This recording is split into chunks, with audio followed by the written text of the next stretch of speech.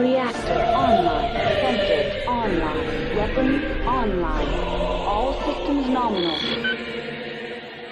Hello and welcome to today's Battletech review. Today we're going to be looking at the Crossbow, which some people might say is the Crossbow 2C because there is an official Crossbow that is inner sphere grade. They're quite different in terms of physique and in terms of a few different things, but the base concept remains the same. The Crossbow is a fairly decent heavy mech, and it's probably one of the cheapest OmniMechs you can get out there. There's honestly nothing fancy about it outside of the fact that it uses omnipods, and even the basic models, when they first came out, could only mount omnipods in the arms, which were more or less just modular weapons.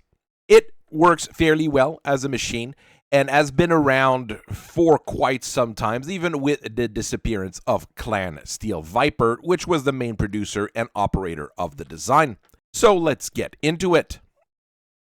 The late 29th century saw the spread of omnitechnology to all the clans, with everybody getting their hands on it once Clan Jade Falcon got it from Clan Coyote. A lot of the early designs didn't really survive to this day. A few of them are starting to pop back up. We've been seeing Coyotels and Lupus floating around recently. But even some of the more insular clans like the Steel Viper jumped on the opportunity to build new mechs using this technology when they could. Rather than reinvent the wheel, though, Clan Steel Viper followed in their more insular ways and used the same approach that they did all the time, and basically went with the 2C approach for their first OmniMech. Your original Crossbow came out of the Lyran Commonwealth at the dawn of the Battletech history in 2468.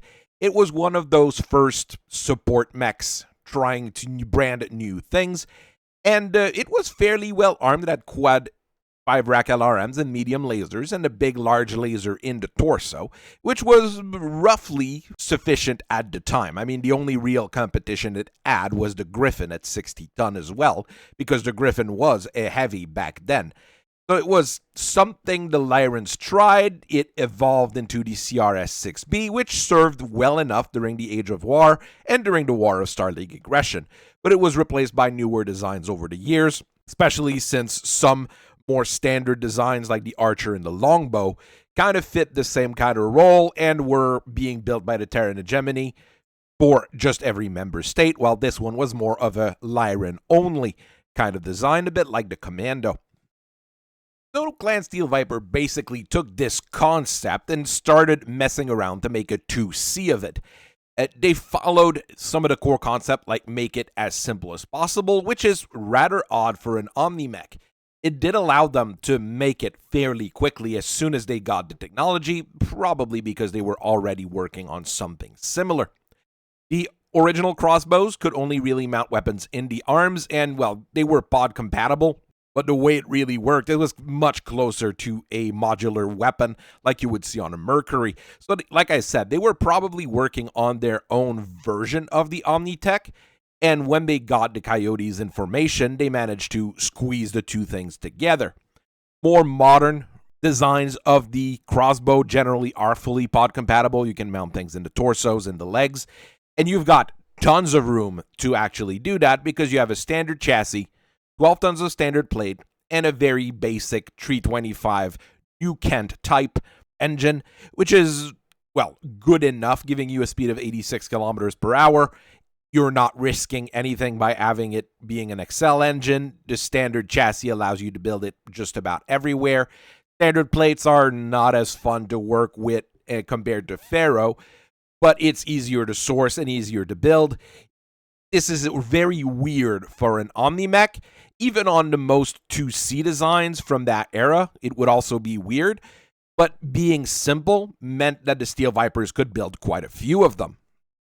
The only really fancy bit on a Crossbow is the 10 integrals double heat sinks that are built into the engine. It also has a half-decent targeting computer when that is fairly efficient at short range.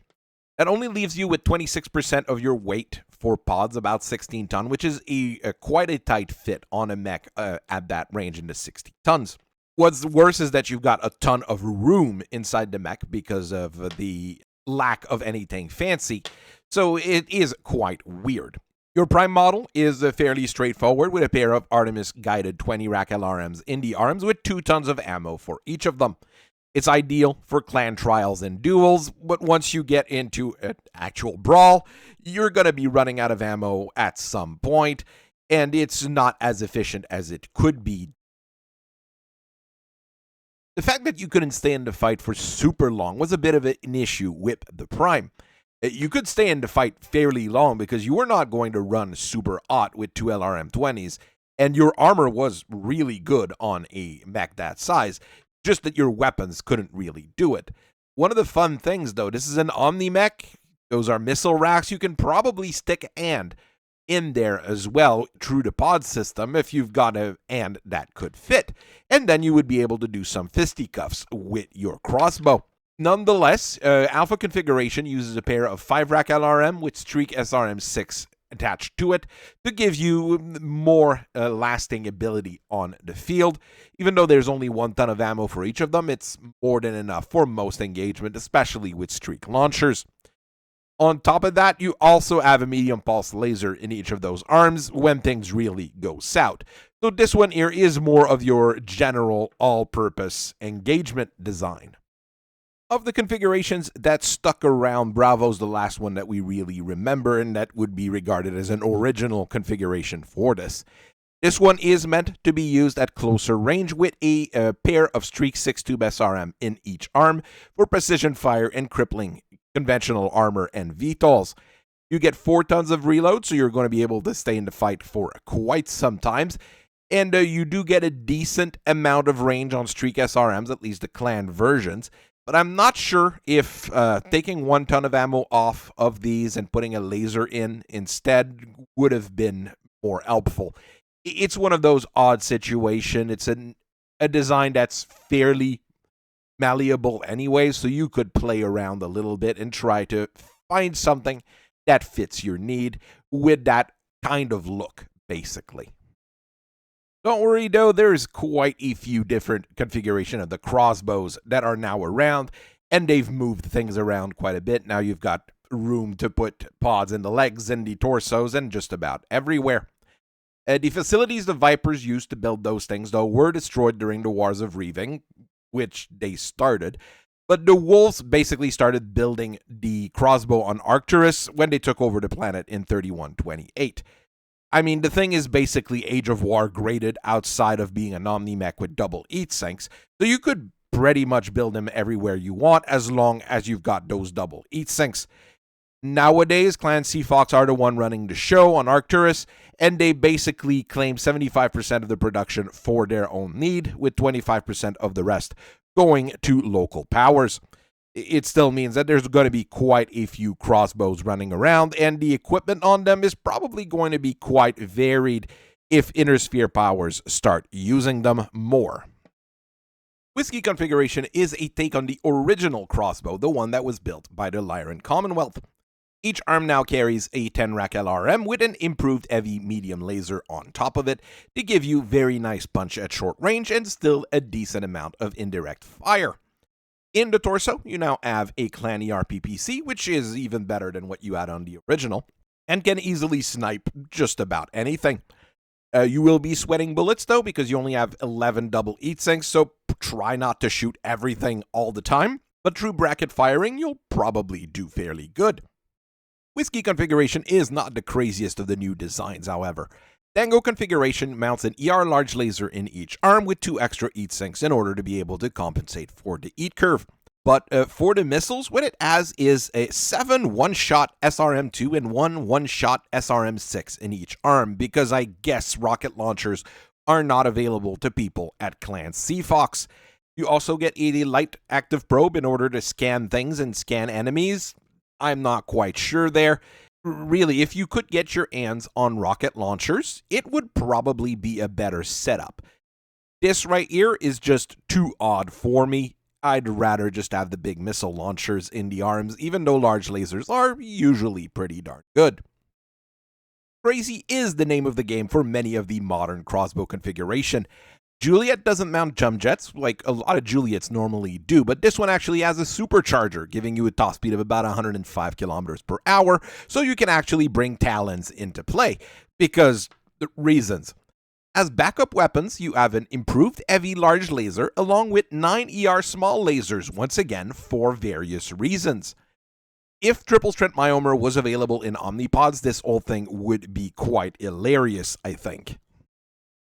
Now we can go back to look at some of the more sensible and classical configuration for the design. We'll start with Charlie configuration, which is pretty straightforward with an advanced tactical missile launcher 6 in each arm with 3 tons of ammo for each of them, giving you maximum versatility. Each side torso now mounts an heavy machine gun, which will take care of soft targets really quickly, and you have an ECM to defend you against enemy EWAR, which is perfectly reasonable, which is the name of the game for a lot of those older configurations. Foxtrot configuration goes down the same road, with each arm now featuring a 9-tube of advanced tactical missile, now fed by 2 tons of reload each, limiting your flexibility a little bit, but not too much that you can't fire every single type of them. As backups, you do have a pair of ER medium lasers in that case, or heavy medium lasers, or improved heavy medium lasers.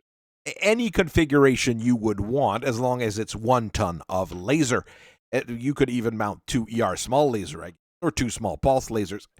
I mean, you've got plenty of room in the darn thing to do whatever you want with it. Golf configuration kind of follows in the same line, but this time using Streak LRMs.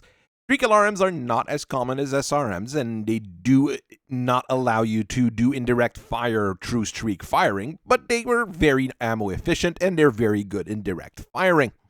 Each arm now mounts a trio of 5-rack Streak LRMs and 2 tons of ammo for each, so you are going to be able to stay in the fight quite some time, and you're going to be very accurate with those shots, so it's a good trade-off. Mech mortars are pretty rare, but people generally use them when they know the enemy is going to have a ton of anti-missile systems, or if you know that you're going to be in a situation where you're only going to be doing indirect firing. Delta configuration of the Crossbow does bring a pair of 8 tubes mech mortar fed by 3 tons of ammo each to the party. With the availability of a lot of different specialty ammo for mech mortars, that's a pretty decent setup. I just hope that nothing really gets close to you, however, because the only other defense that you're going to have is kicking the people in the shin, which still works fairly well. Here's another of a little odd one. Infantry generally needs to be deleted when it starts bugging battle mechs. Anti-personnel Gauss rifles are really good at doing that. Echo configuration of the Crossbow decides to bring 8 of them in each of its arm. With 6 tons of reload, you're going to be able to remain in the fight long enough for the infantry to be deleted or the protesters to stop protesting. Since they're AP Gauss rifle, you do get a decent amount of punch out of them with an okay range. It's not the best weapon of all time, but it's generally fairly well. You get a targeting computer to increase your accuracy on those, and you can do precision shots with AP Gauss compared to machine guns. So this thing can not only delete infantry, but it can do some very nasty work if it manages to get behind someone, or if it gets close to something with just not enough armor to really protect it against mass fire. There's quite a few good options with this particular one, and it plays with a different archetype. As with many things, uniform configuration is meant to fight underwater, and you start to do that by putting 5 underwater maneuvering units in the legs and torsos.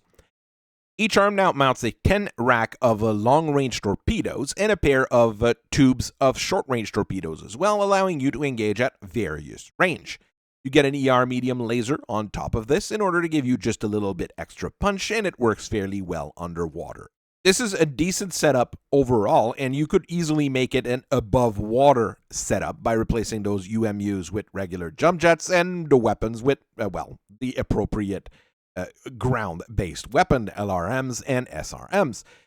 I do think it's a decent enough design, and it's going to work well enough in whatever kind of engagement it needs to do.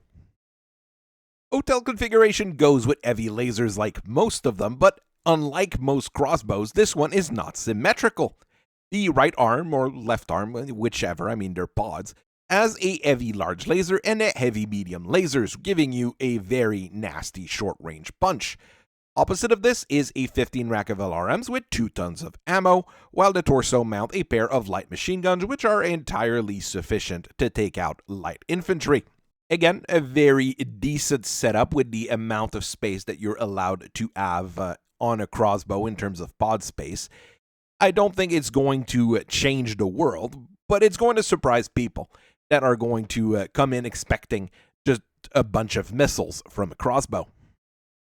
The crossbow is likely due to a Crossbow 2 or a mechanical crossbow or whatever they're going to call it. Get endo steel and ferrofibrous on that bad boy and start using that extra space for upgrades. Hell, you could probably even stick triple strength myomer on there instead of the ferrofibrous or whatever you want.